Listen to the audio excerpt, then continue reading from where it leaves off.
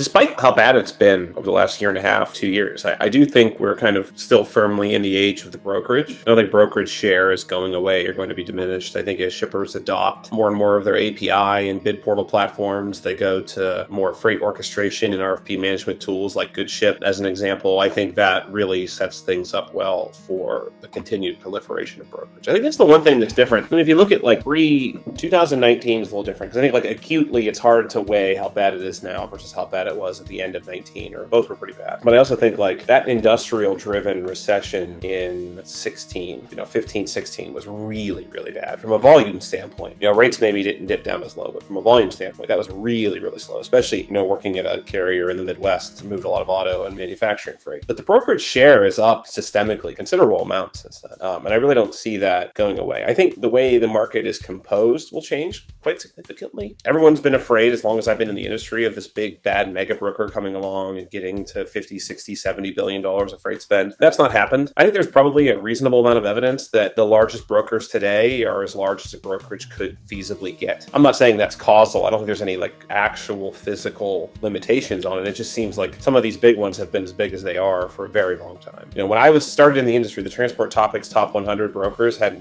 maybe 5 brokers over $1 billion. I think that now that number is pushing over 20, or if it's not crossed 20, it's close to 20. So I think you'll see more and more. I think like the $100 million brokerage will kind of be the new floor for what you'd consider like an enterprise broker going forward.